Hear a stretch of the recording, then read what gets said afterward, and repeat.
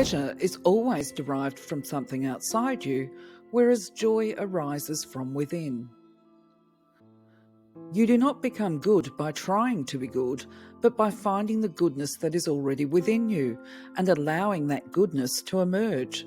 But it can only emerge if something fundamental changes in your state of consciousness. All true artists, whether they know it or not, create from a place of no mind, from inner stillness. What a liberation to realise that the voice in my head is not who I am. Who am I then?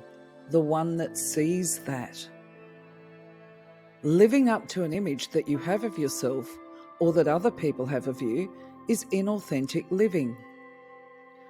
Don't let a mad world tell you that success is anything other than a successful present moment.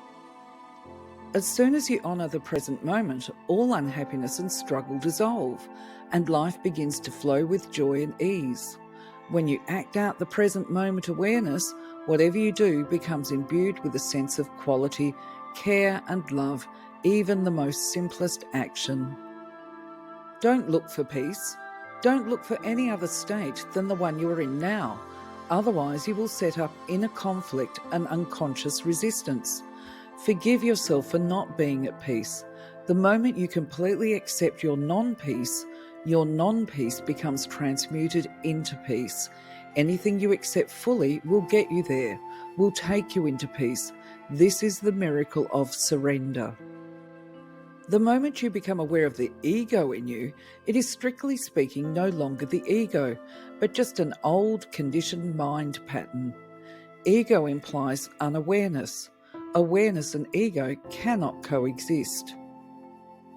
To recognize one's own insanity is, of course, the arising of sanity, the beginning of healing and transcendence. Whenever you become anxious or stressed, other purpose has taken over, and you lost sight of your inner purpose. You have forgotten that your state of consciousness is primary, all else secondary.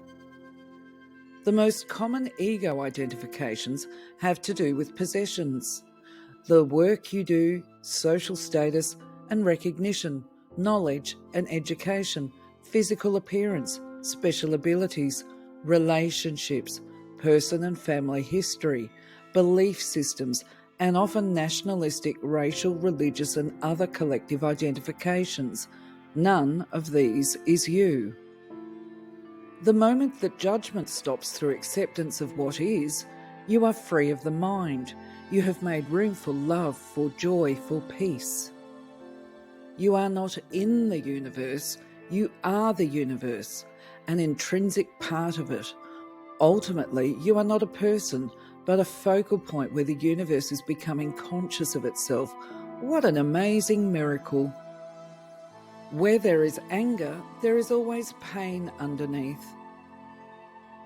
Humanity is now faced with a stark choice: evolve or die. If the structures of the human mind remain unchanged, we will always end up recreating the same world, the same evils, the same dysfunction. Words reduce reality to something the human mind can grasp, which isn't very much. Accept, then act. Whatever the present moment contains, accept it as if you had chosen it. Always work with it, not against it. Make it your friend and ally, not your enemy.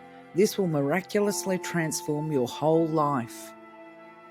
The significance is hiding in the insignificant. Appreciate everything.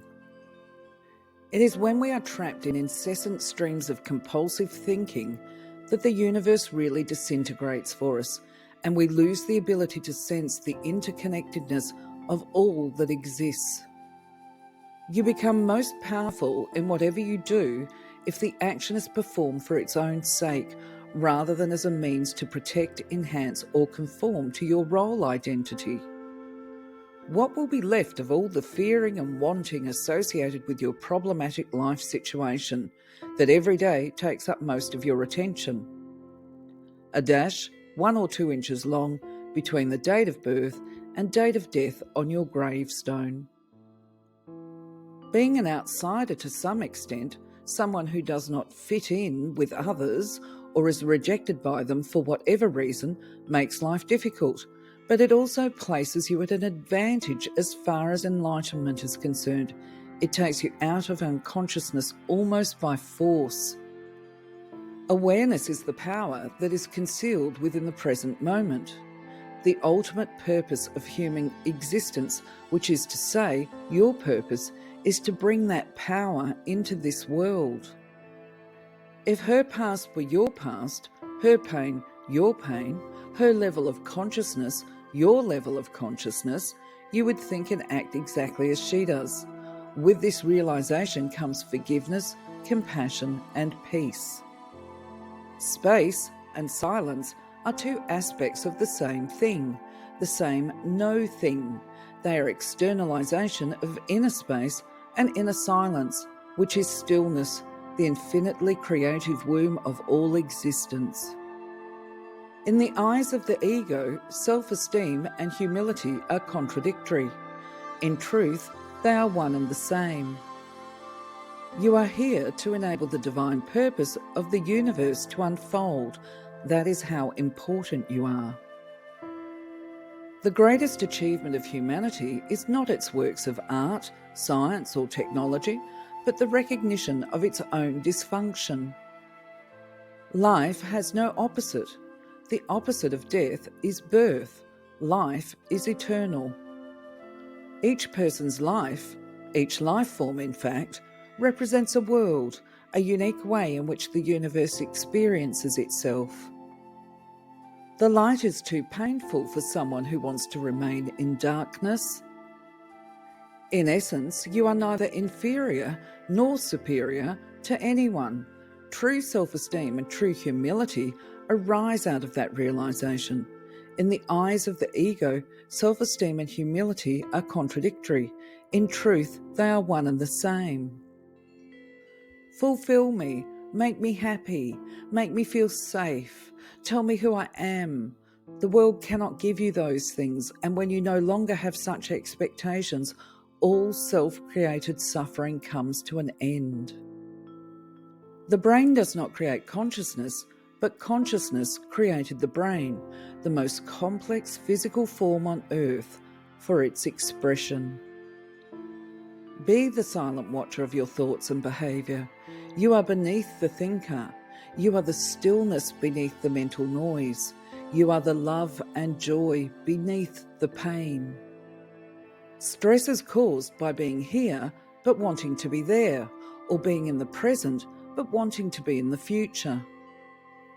Once you have had a glimpse of awareness or presence, you know it firsthand.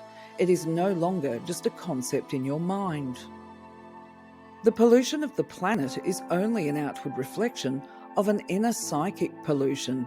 Millions of unconscious individuals not taking responsibility for their inner peace. The foundation of greatness is honouring the small things of the present moment instead of pursuing the idea of greatness. Those who have not found their true wealth, which is the radiant joy of being and the deep unshakable peace that comes with it, are beggars, even if they have great material wealth.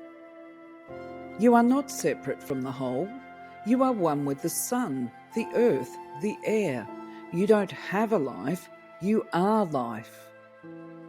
Whatever you think the world is withholding from you, you are withholding from the world. How do you let go of attachment to things?